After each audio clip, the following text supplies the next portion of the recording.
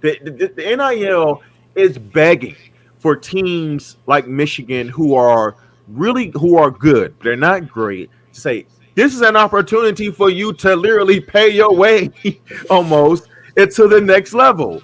Or the transfer portal. This is an opportunity for you to pluck groceries, and that for whatever reason these kids leave due to lack of opportunity or whatever it is that you probably wouldn't normally get in the normal recruiting process, where they can help you. And guess what? They can help you right away. And that's what's going to be so interesting is where does Michigan go from here? Do they find a way to take advantage of these new changing avenues in college football so they can take that next step? Yeah, I think it changes because you now get more than one shot at a recruit.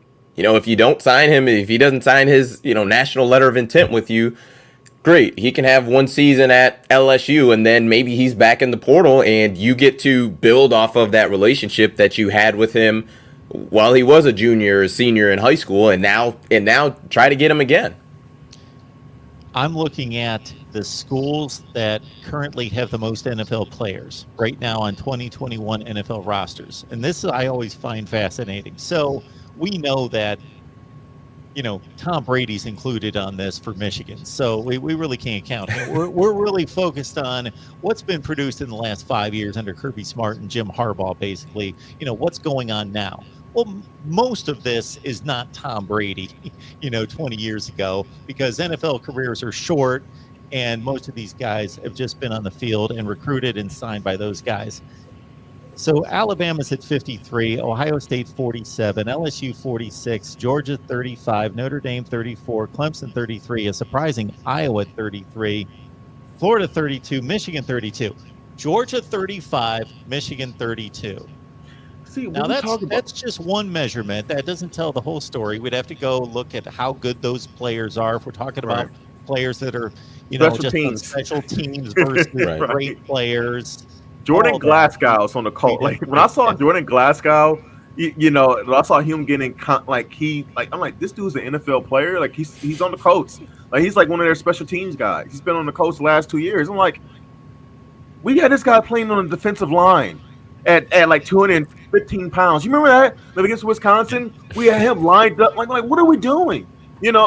Sorry, Mark, you triggered me there. I'm just thinking about that. I'm like, it's like, yeah, but it's like we have, I think Michigan's good at putting try-hard guys in the NFL. We don't really put a lot of high-caliber football players in the NFL. I'll put it this way, that produce at a high level. I mean, Rashawn Gary, one of our most recent first-round picks, he just started to pan out for Green Bay. I was going to say, he's playing well this year. He's playing really well. 3 years, but it took 3 years, right? So it's like, I don't think Chase Winovich is doing much for the Pats right now. I'm not saying he's bad, and granted, he's a third-round pick, so you're not expecting him to be like this great player. But, ironically, I will say this, though. Oh, my gosh, what is his name? Sean McKeon has been getting some targets. I think, is he for San Francisco? Who does he play for? He plays for somebody in the You might be right. now. He drove me nuts, man. I'm like, dude, catch the he seemed to have very untimely drops. I'll just Yeah, Michigan, I agree with that. Yeah. I wasn't shocked. He had a good size. I wasn't shocked that he made it to the NFL, but I guess I am kind of shocked that he's found a way to get some playing time. He plays for the Cowboys. That's who he plays for. Yeah. But yeah, anyway, it's just I don't know. Well, Venice, what do you say? Really, bro, if you don't stop to try hard guy, really. So you think Michigan? So Venice Blue Death. So you think Michigan? You disagree? You think Michigan puts a lot of high caliber NFL players in the league? I think they used to. I know that. Yeah, they used to. But not recently. I think we struggled with. We have, but once our guys have gotten there, they haven't. They struggled to become stars. Not saying they haven't found roles. Right, there's no diss to being a try-hard guy. Guess what? Most of the jobs in the NFL you can get for being a try-hard guy and being available. To me, the most important skills in the NFL is availability and some kind of a high motor. They'll find you a spot more times than not. If you told me, Desmond, your only job is to be a gunner on the punt team, I would be the best gunner anyone has ever seen and would not complain about it one time. I'd be Very the exciting. minimum $600,000. Right. So There's no shame in that. Hey, just son, hustle. You get 600 Yes, grand. sir. Yes, Yes, sir. sir. You got no problem. No Done. problem. You need a practice player? I'm there. Yep. I Done. think practice players don't they get? Oh, see, this is where misinformation. Someone told me somewhere like sometimes practice players will get up to like 250,000 or something like that. Like I don't. I mean, I believe that is correct. Which is Or like- how about this? I've heard the same thing. So if it's a lie, we I'm both like, heard the same lie. You need a practice dummy. You want me just to be the running back and be on scout team? Yes, no Yeah. problem. Well, and in someone, so I think it was someone had commented that Michigan had just signed a 4-3 receiver, and I can't remember if it was Blue Dev that made the comment, but nonetheless, the tough part is because I think about a guy like DPJ, like he was someone who was, at the Nike camp, like electronic timing a 4-4, which if Right. you're not familiar, there is no messing up an electronic timer. If you electrically time a 4-4, that's how fast you run versus like a hand time of a coach. That is, there's a lot of variance there. But to me, even Donovan Peoples-Jones wasn't a deep threat when he was here at Michigan. I mean, I can remember what that Michigan State, he had granted it was a big play, but I mean, I don't remember him consistently getting deep and consistently running past defenders the way Jamison Williams or Garrett Wilson or Chris Olave do. So, even with that, there's still a difference, you know what I mean, than versus, okay, great, you time 4.37, but are you 4.37 on the field? And there's a big difference there. Game speed, and I think we've had exceptions of kids. You like, wow, that is real 4.3 speed, and I think like Blake Corum, like when he's healthy, like that dude has electric type speed. I think Sanders still has electric type speed. I think Donovan Edwards has electric type speed when that guy gets going. And it's just some kids. Then it's like for another example on defensive end, Daxton Hill, like he's supposed to be extremely fast, and he is. But it's like maybe it's a little bit hard to judge with a defensive player because then you have to look at how much ground he makes up on on passes and then run support and stuff like that. But there's definitely like for a guy like DPJ, he definitely had flashes, right? Like I never forget. I think it was against Air Force. He as a true freshman, he took a punt return back for a touchdown. Like he had flashes at Michigan, but he just couldn't quite put it all together. And I don't know, was that due to play calling? Was that due to fit? I mean, there's a point in time, Des. I remember me and you were talking about 3 years ago, and we thought Michigan had the second best receiving core in the conference. Remember, they had Tariq Black, DPJ, and I'm drawing a blank. Nico Collins. Nico I thought Collins. he was vastly underused Right. at Michigan. We were saying that like 2 or 3 years ago. Like, dude, they may be right or tie with Ohio State. Like we thought they legitimately had 3 NFL receivers. Mm-hmm.